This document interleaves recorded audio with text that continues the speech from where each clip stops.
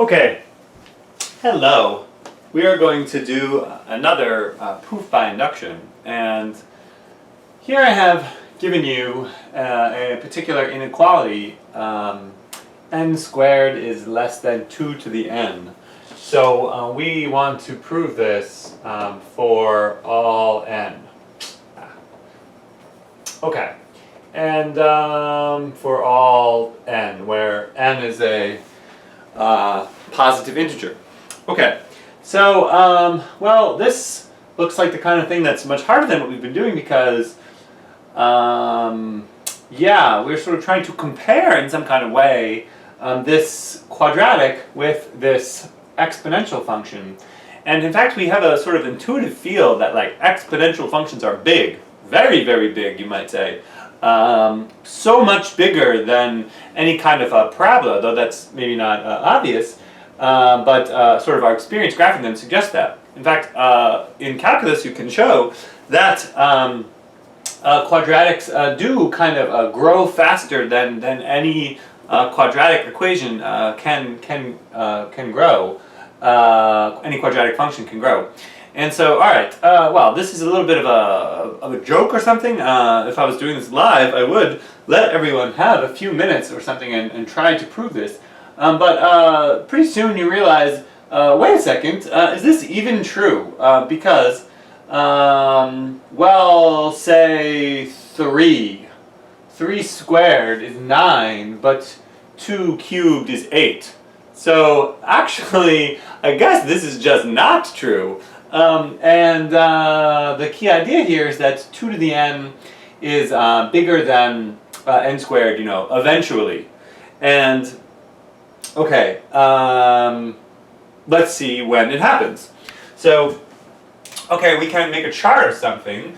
Let's look even starting at n equals 0, perhaps. We can make a chart of n squared, and 2 to the n, and sort of see what we get. Well, here 0, 1, 2, 3, 4, I don't know how far out we need to go. Maybe 5 is good enough. So, okay, what's n squared? Well, these are just the perfect squares, so that's kind of easy. 4, 9, 16, 25. Here 2 to the n, 2 to the 0 is 1, 2 to the 1 is 2, then 2 squared is 4, 2 cubed is 8, 2 to the 4th is 16, and 2 to the 5th is 32.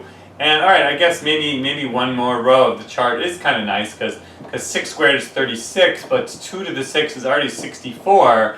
And now I think I'm starting to see a pattern here, which is, yeah, this one is just going to keep doubling every single time, and this one cannot possibly keep up. In fact, if you look at the finite differences, maybe this is something I kind of considered doing. Compare this 0, 1, 4, 9, 16, 25, 36 with the 1, 2, 4, 8, 16, 32, 64. And let's look at the differences here. And okay, well, this is sort of well known already, and in this class we've seen this already many times, that the perfect squares have a kind of predictable gap between them. This is, we're going up by 1, up by 3, up by 5, up by 7, up by 9, up by 11. So in some sense, a quadratic function is growing linearly, and yet at what rate is this exponential function growing? This is going up by 1, up by 2, sorry, up by 1, up by 2, up by 4, up by 8, up by 16, up by 32. And so one sort of key to the growth of exponential functions is that they're growing at an exponential rate. Okay, so the rate of growth of any quadratic is linear, and yet the rate of growth of any exponential function like this is exponential. This is being kind of loose and informal because this is meant for a sort of pre-calculus audience. Okay, so with this in mind, I now think I know what's going on, and maybe even a picture is a good idea. So what kind of picture should we have? Well, I'll just try to graph the two functions. I don't know how high up I want to go. Maybe maybe to 32. Well, if that's 32, that could be 16. That could be 8, 4, 2, 1. And okay, so I can graph, and then let's make a scale here. What do I need? Up to 6, 3, 4, 5, 6. Okay, so let's make a picture of 2 to the n. That seems to be what I've started with. Well, 2 to the 0, I already said is 1. X is 1. 2 to the 1 is 2. 2 squared is 4. 2 cubed is 8. 2 to the 4th is 16. 2 to the 5th is 32. That's as far out as I'm going to go. So there we have it. This is the 2 to the n curve, although of course I'm only talking about positive integers, but still nice to draw the curve. And now perhaps we should contrast this with n squared. What does it look like? Well, it starts at 0, so it starts below. But then at 1, it's 1, so still below. But by the time we get to 2, it's 4. And so in fact these intersect each other. 2 cubed, sorry, what am I doing? 3 squared is 9, so we're actually like a bit above. But then 16, so we're back again. And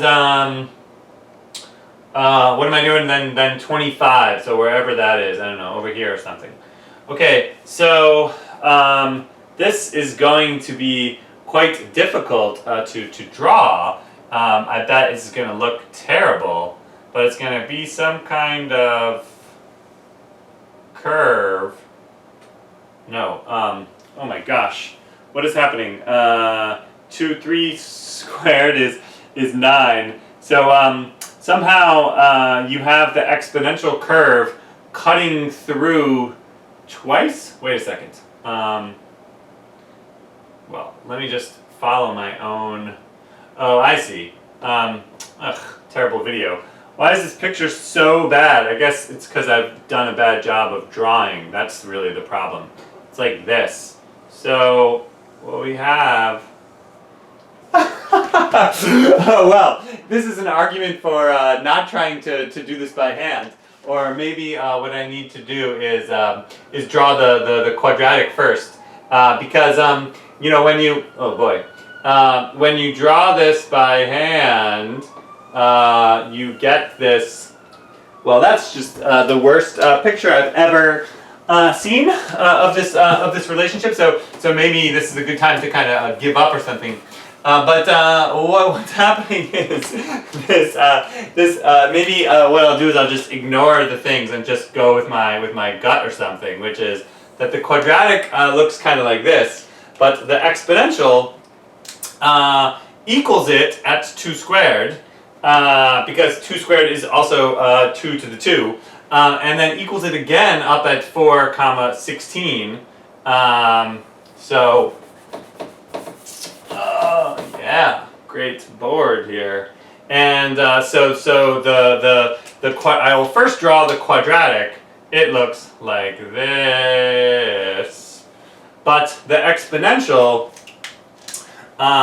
sort of meets it, then dips below it, but then eventually increases much faster than it. So yeah, this is kind of what I was trying to do, but I put too much effort in, and then it looked terrible.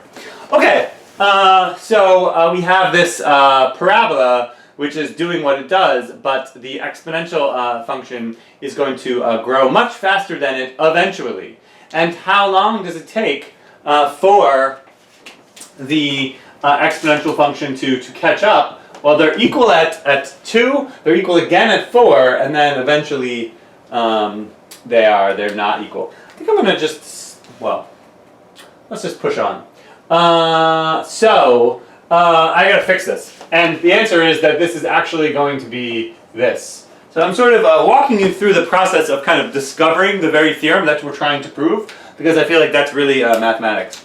My new claim, which I now feel far more confidently about, that at the beginning some weird things might happen, but eventually, starting at n equals 5, this 2 to the n expression will always be bigger than n squared.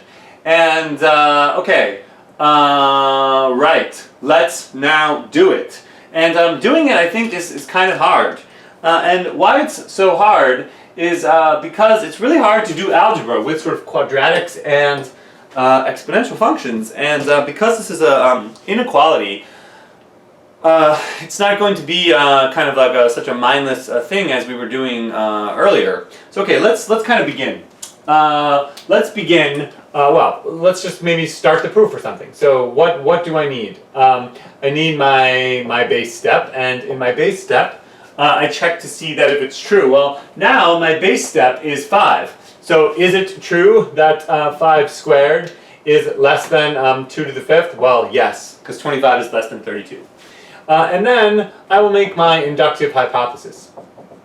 And in my inductive hypothesis, I'm going to suppose that this is true for some k, and then show that it's true for k plus 1. Okay, so I'm going to assume right here that 2 to the k is less than, that k squared is less than 2 to the k for some k. Alright, and now, having done all that, I think I'm ready to kind of do the proof. Well, so what must I show? I must show that k plus 1 squared is less than 2 to the k plus 1. Alright, now there are a bunch of different ways to do this problem, including some ways that are sort of tricky and sneaky and strange and whatever, that involve you having to do sort of brilliant things or looking ahead. But I have a system here which just kind of works every single time. And okay, so I'm going to present this kind of a system. And the system involves doing some scratch work and kind of working backwards and sort of trying to make the thing that you are trying to prove look as much like the thing that you've assumed as you can. So you have to feel that what's going on here is this is what I know to be true. In fact, I'm even going to put a box around this, and I'm going to write something like, no next to it. I know this. And from this thing that I know, I need to prove this. Okay, how am I going to do this? Okay, well, one way is to try to make the thing that you are trying to prove look like the thing that you know. And in this case, what I'm going to do is just manipulate this thing I'm trying to show slightly. So let's rewrite it as, what is 2 to the k plus 1? Well, that's 2 times 2 to the k. That's just what 2 to the k plus 1 means. And now, so as not to lose track of what's going on, I'm going to write show again next to this. So I just kind of remember that, I'm still trying to show that this is true. I haven't proven that it's true yet. Okay, how am I going to show that why is that progress? Well, it's maybe not progress yet, but what if I divide by 2? That seems like a really good idea. So why would I do such a thing? Because if I divide by 2, well then I have this new statement. And notice that this new statement is just, a couple of tiny little trivial algebra steps away from the thing I really want. And yet, it has the advantage of looking a lot like the thing that I know. So I'm going to put a box around this, and this is what I need. Okay, so I need to show this thing in the purple box. I need this to be true. I know this is true, and I need to prove that this is true. Okay, well now we have we're in the position where I know that k squared is less than 2 to the k, but I need to prove that this other thing is less than 2 to the k. So now you create something that I like to call the wish. I wish the following were true. What do I wish were true? Well, if I know that this is true and I need this to be true, then I wish that it were true that k plus 1 squared over 2 was less than k squared. Why do I wish that? Because if k plus 1 squared over 2 was less than k squared, since I already know that k squared is less than 2 to the k, then I would know that k plus 1 squared is less than k squared, which is in turn less than 2 to the k, and so by transitivity I would have the thing that I need. Okay, so this is kind of a crazy thing to do here. I am kind of inventing a new statement which bridges the gap between the thing that I know and the thing that I need. And like I said, I call this the wish. I wish this were true because if I could somehow prove this thing in green, then I would have, by transitivity, I'm just repeating myself, by transitivity I would have that k plus 1 squared over 2 is less than k squared, which is in turn less than 2 to the k, so I would have the thing in purple. And the reason why I resort to this is because this thing in purple is just like too hard or something, right? The entire goal of what we're doing here is to prove that this is true in some kind of very, very low level manner using only just like basic facts about the kind of like arithmetic and addition and multiplication and inequalities. And so I can't really do any algebra with this purple box because exponentials and polynomials don't really kind of mix well together. But now I have a new sort of goal, which is to prove the wish. Is this wish true? Well, I think it just kind of is true because like half a parabola shifted one to the left is going to be smaller than than this. Okay, I think this is just true. And okay, what can I do to prove the wish? Well, I just need to sort of show, again, working backwards, that k plus 1 squared is less than 2k squared. And when you write it like that, it feels like that should definitely be true. How can I show that that's true? Well, because these are now both polynomials, I can just do some more algebra directly on this. So let's expand this out. We get k squared plus 2k plus 1 is less than 2k squared. Once again, I haven't shown this yet, I just want to show this. Well, now I can subtract k squared from both sides, so 2k plus 1 is less than k squared, is what I need to show. And, okay, this is now looking very plausible. Is k squared always bigger than 2k plus 1? Well, you might kind of worry about that, right? Now I'm feeling confident that quadratics are always bigger than lines or something like that. But eventually, right, when k is 1, this is false. But I don't need it to be true for all numbers. I only need it to be true for k bigger than 5. So do you feel that for k 5 and up, that this is true? Yeah, I do too. But if my goal is to prove this fact, then I still need to put some work in to find out, to show for sure that this is true. And what seems like the simplest way? Well, I don't know. Maybe just kind of move things over to one side or whatever. So really, I need to show that k squared minus 2k minus 1 is positive. Does that look plausible? It does look very plausible. I'm starting to see what's maybe happening here. I think the thing to do with any quadratic is to like put it in the form that it really wants to be in, and the form that it really wants to be in is by completing the square. So let me add that 1 back over to the other side, and let me now just complete the square here. If I complete the square, I get 1, and over here I get 1 too.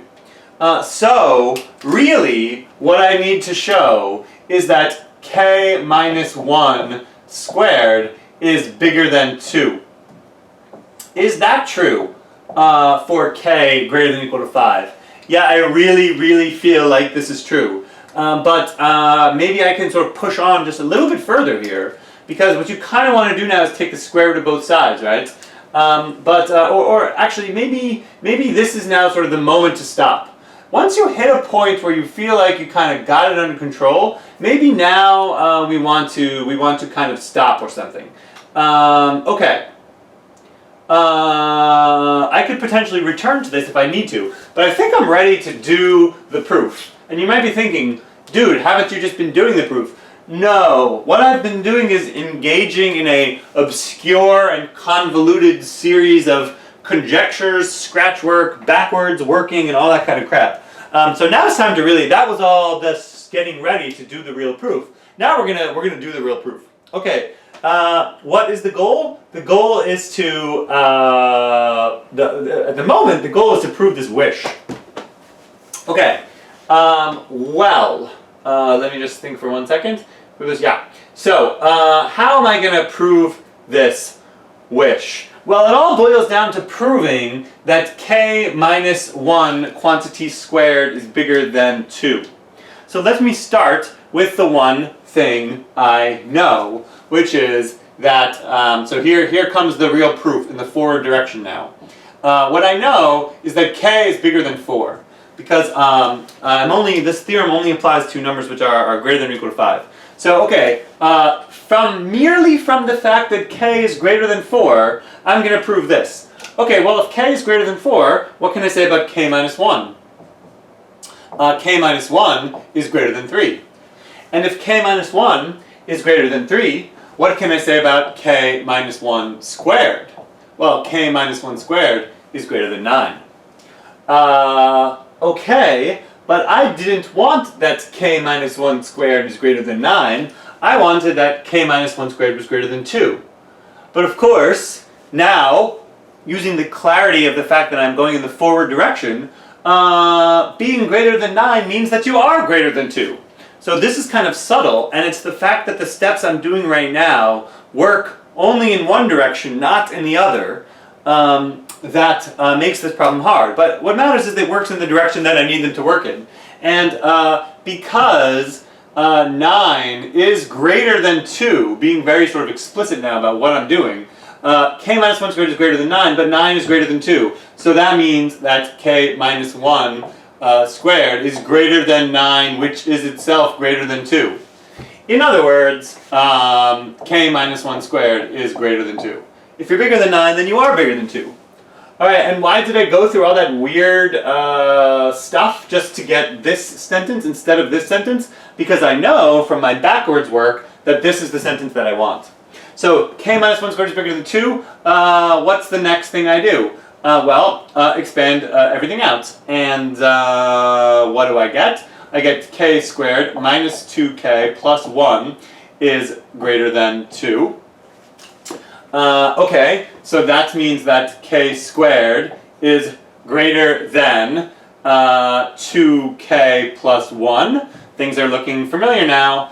If k squared is bigger than 2k plus 1, what should I do next? Add k squared to both sides.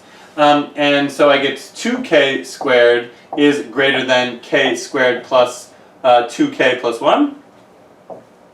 2k plus 1.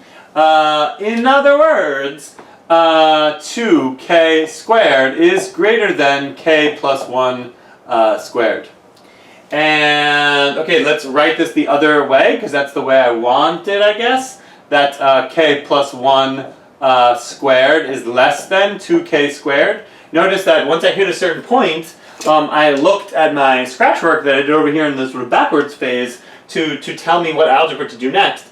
But look, we did it, right? We proved that by now dividing both sides by 2, we proved that k plus 1 squared over 2 is less than k squared. In other words, I proved the wish. I invented an algebra fact that I felt was surely true, and here I just proved this algebra fact out of sort of nothing. I proved it using nothing but the fact that k is bigger than 4. And if you sort of think about this, you can see that this is just sort of obviously true for big enough k. And 4 is big enough. Okay, what was the whole point again of proving the wish? The point of proving the wish is that I also have my inductive hypothesis. So I'll just write kind of like up here or something. Also, I have my inductive hypothesis. What is my inductive hypothesis? That k squared is less than 2 to the k. So now this is the thing that I assumed. This is something I just proved from sort of nowhere, and now I put them together. So putting them together gives me that k plus 1 squared over 2 is less than k squared, which is in turn less than 2 to the k. And by the transitivity, if this is bigger than this and this is bigger than this, then by the transitivity of less than, I have that k plus 1 squared over 2 is less than 2 to the k. And now where am I? Now I am here, in this purple box, this thing that I said that I needed. I've proved the thing that I needed. And why did I need that? Well, if I now just multiply both sides by 2, I get k plus 1 squared is less than 2 times 2 to the k, and that is exactly what I needed to prove. That k plus 1 squared is less than 2 to the k plus 1. And to sort of finish the whole thing off, down here I will say that, what do I want to say? 5 squared is less than 2 to the k. And for all k greater than or equal to 5, 2 to the k, k squared being less than 2 to the k implies that k plus 1 squared is less than 2 to the k plus 1. That's what we spent all our time proving. That this property of the quadratic being less than the exponential, if it's true for a number bigger than 5, then it's true for the next number. So, by the principle of mathematical induction, I have that n squared is less than 2 to the n for all n greater than or equal to 5. Okay, hopefully that all made some sense. Sorry about the ugly graph in the beginning. Goodbye.